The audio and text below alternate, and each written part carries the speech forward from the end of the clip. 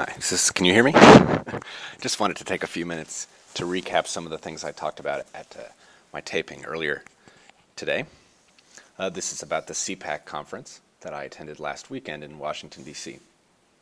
I broke my discussion down earlier into 3 points, and I'll elaborate on each of them. The first is ideas. The CPAC organizers often advertise the conference as being what they call the agenda-setting event of the year for conservatives. Other than the convention at which the party platform is put into stone and attached to the chosen nominee, I believe CPAC to be one of those rare events in a sea of campaign activity at which conservative, especially activists, people who usually are considered values voters, people who care about something beyond just the electability of a candidate, CPAC is one of the opportunities for them to gather together and voice their common concerns. I think in an election where the longtime frontrunner Mitt Romney has been criticized for running a campaign that has been, to put it kindly, a little bit short on ideas, on specific policies, and instead concentrates most of its energy on criticizing the president and not really offering up an alternative vision. I think the CPAC conference offered a great opportunity for these kinds of ideas to be talked about. Specifically for Mitt Romney, what many see as his big weakness, and I have long seen as his big weakness, what I just mentioned, is the lack of ideas, the lack of policies that he's actually putting up against Barack Obama. I think going into CPAC, this was actually an advantage for him. If he was able to walk into this conference, a hotbed of conservative activity, and prove that he was willing to listen to the concerns of those at the conference, was willing to put his ear to the ground of the proverbial CPAC floor, and maybe pull from some of the most popular ideas being talked about, specifically on the economic front. I took an afternoon to read Mitt Romney's full economic proposal. I believe it's 57 points, though I may be wrong about that. But it's maybe 60 pages or 100 pages or something like that. I read that earlier this fall. There are some impressive things in there, but it's not talking points. It's nothing that someone can try to convince you. You won't just be sitting down across from someone over coffee and say, "Hey, did you hear about Mitt Romney's tax proposal X?" It's not a 999 soundbite type of thing. But it's not even a 999 is one thing, which I think is not too feasible, but even the flat tax or the fair tax, there are certain types of flat taxes, certain types of fair taxes, or similar proposals that I thought would have gained traction at an event like this, because there's no clear economic message coming from conservatives at this point. Not only did none appear, but Mitt Romney especially didn't labor to winnow down his policy prescriptions any clearer than they were going into the conference. So what I thought was an advantage for Romney never really panned out. He gave a speech that was a lot of bullet points about why he was severely conservative. This phrase, I think that shows that maybe he isn't that conservative. I think it was a bullet-pointed speech. I think I don't think it did. It definitely got a lot of applause. But I think Mitt Romney now leaves, going back to the campaign trail. All these candidates, frankly, go back to the campaign trail without having taken much away from CPAC. I think of a panel or a speech that got me very excited about CPAC that I saw on their agenda before I went, and it was a speech by John Bolton entitled, "What a Ronald Reagan Foreign Policy Would Look Like in 2012. That was what I was looking for. I was trying to say, can I hear anything resembling a conservative reform agenda? If I was going to, I was expecting to hear it in this speech. I don't know too much about John Bolton. He was the ambassador to the United Nations under George W. Bush, a respected thinker, someone with foreign policy credentials to some extent, at least compared to Mitt Romney, for example. Instead of using that experience to help give a few ideas, perhaps, to these candidates that they might be able to run with, he was basically used as a mouthpiece to attack Obama just from another position, a position of experience. I don't know. I'm waiting. These candidates can continue campaigning as much as they want, running as many ads. I'm glad I'm not in a in Michigan right now to hear these ads, because I've seen many of them in previous states, and they're saying almost nothing. And it's not helping Republicans at this point. You would expect that if there were a consistent, viable set of policy alternatives to Barack Obama, you would have heard it at CPAC. And I'm not just going to take an explanation from someone that, oh, they're going to wait to put it out. They're going to watch what he does and formulate a policy later. Well, that actually is what's happening, is that they're waiting to see how good the economy gets before they say anything, because it's too risky for them now to have an ideology. I think it's cynical. I think it's unproductive for Republicans to not be engaging with alternative opinions at this point. That's not to say they need to. I think about candidates that I've covered in this race, like Buddy Roemer and Gary Johnson. They weren't at the conference, and I don't think they represent the heart of the Republican Party anymore. But look at the issues these two gentlemen are talking about. Buddy Roemer has been campaigning about getting money out of politics. Now, Buddy Roemer's not a popular figure, but if you speak to a lot of especially young people at a conference like CPAC, getting money out of politics is important to them. They may not be fans of McCain-Feingold campaign finance reform, but they at least are watching the destructive power of especially super PAC money on this election, and they know it's not a good thing. So you'd think that there would be some sort of discussion at CPAC, even a brief one, about the dangers of this. Instead, there was a panel entitled, I'm going to mess this up, and I should open up a PDF instead of just saying this, but and find the real name. But a panel basically saying why the Citizens United decision is a great thing, and let's appreciate what it's done for democracy. That's not the only view out there, obviously. But it's not the only one out there among conservatives. And I don't think this conservative movement, as evidenced by CPAC, is showing itself to be receptive to the wide range of ideas that exist even within the wings of its own party. That doesn't help them down the road. Let's move on to leadership. This leadership issue has been hanging over the Republican nomination race for quite some time. I think many people have been okay with the fact that there hasn't been a nominee discovered already. But there are beginning to be grumblings among certain conservative commentators that there is a weakness that's becoming very apparent the longer this race goes on, and that Sarah Palin, for example, was the keynote speaker at CPAC.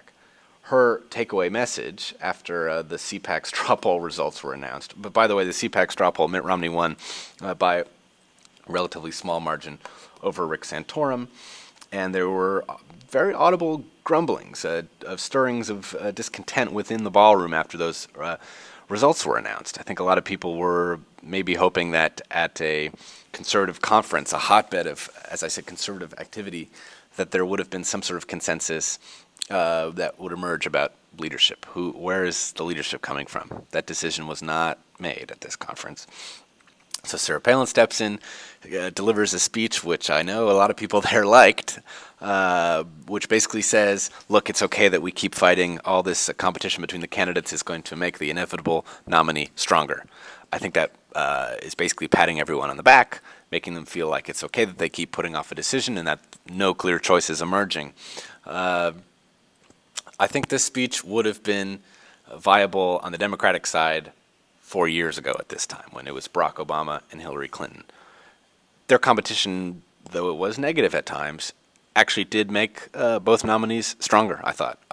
Hillary Clinton, I remember seeing her at the Pennsylvania primary, I believe in early April. She was as strong as ever by that point, and the attacks against her had neither made her less palatable to voters, her negatives weren't rising, and she was only becoming she was remaining as popular in each successive state that was voting as the previous ones. And obviously Barack Obama's popularity was increasing. On the Republican side, you're not seeing that. The negative ads that Mitt Romney is running are not only tarnishing his reputation among conservatives, but they're hurting his nominee, his competitors significantly. They're raising issues about Gingrich and Santorum that even if they are going to be brought up by Barack Obama in the general election, the popularity of these Republicans is sinking dramatically because of what the Republicans are doing to each other.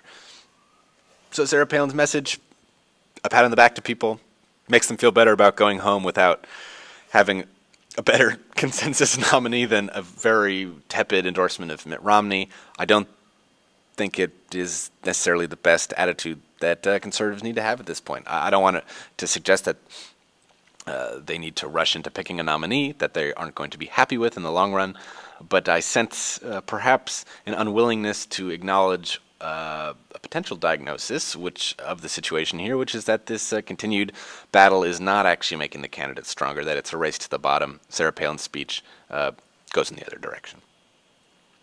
The final thing I want to talk about is young people, and I've been doing segments and commenting on the youth vote for a few years now. And CPAC, half the voters in the CPAC straw poll, I think that's pretty much half the people who are at CPAC. There's some discrepancy between those numbers, but half the people who voted in the straw poll were between 18 and 30, what they define as the youth demographic. That's an impressive display of young energy, and you could see it in a number of areas. The first was at this jobs and internship. I already spoke about this earlier in the other video, but there's a jobs and internship fair. One conservative tax institute was looking to fill 3 unpaid internships. Normally, the gentleman I spoke with said they pull from freshmen, sophomores, and junior undergraduates for this position. Undergraduate college students this year with the economic crisis, more and more people looking for jobs. 1/3, a little bit more than 1/3 of the applicants for those unpaid summer internships are law school graduates.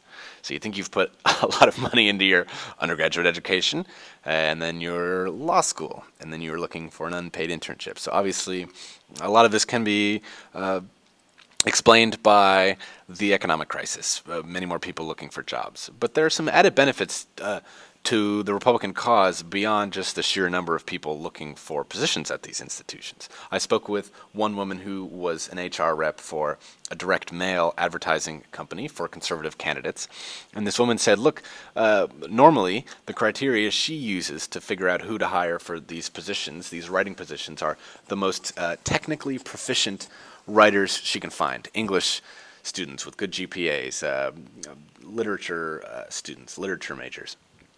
She said this year she can look beyond just who's technically the best, who's academically the most qualified, and she can look at the actual writing samples. She can interview these kids, and she said she can hire based on who's the best emotional writer, who understands the conservative message the best, and who can communicate it most effectively to fellow conservatives, can speak from the heart.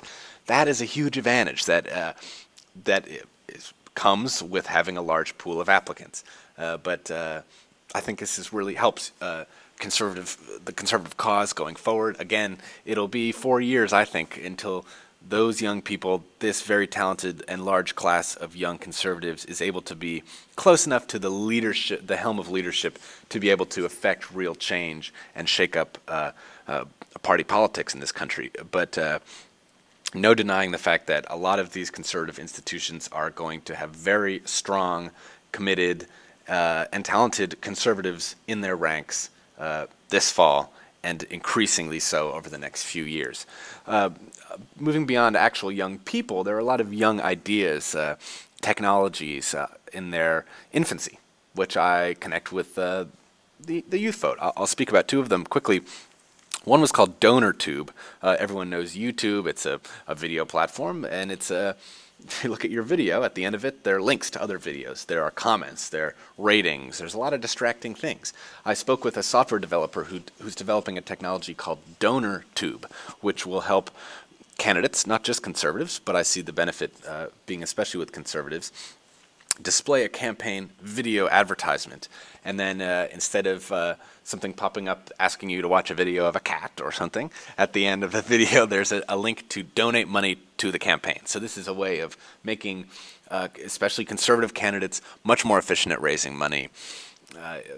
This kind of technology, 4 years from now, it's in beta testing now, but 4 years from now I think will be rolled out fully and will be of added benefit, especially to conservative candidates. One more thing was, I forget the name of it now, but in 2008, the Democrats, especially the Obama campaign, was praised for its organizational ability. They had a piece of software developed by the Democratic National committee called Vote Builder, which was able to display lots of information about voter demographics and help the campaign target in a very precise and efficient manner who they needed to go after, which applying all these different overlays to voter information could figure out how they would pitch the Obama message to certain demographics.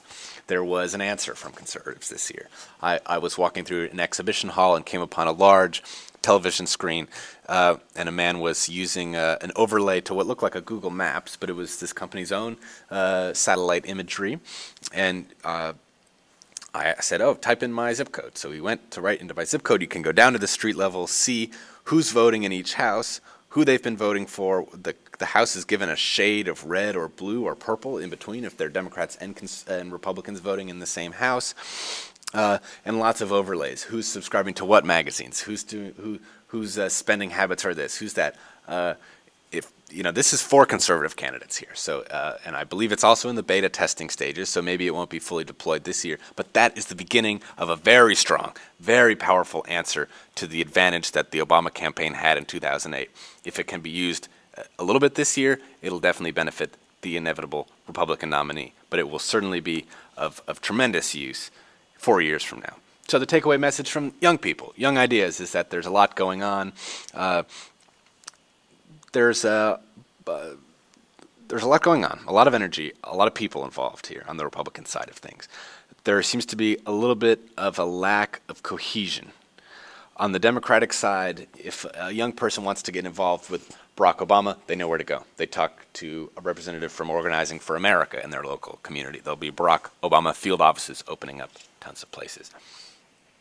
On the Republican side, it's not so clear exactly where you go with your energy, and a lot of young people seem to be putting their energy towards independent causes, ways that they can get involved that aren't under central authority or campaign leadership, party leadership.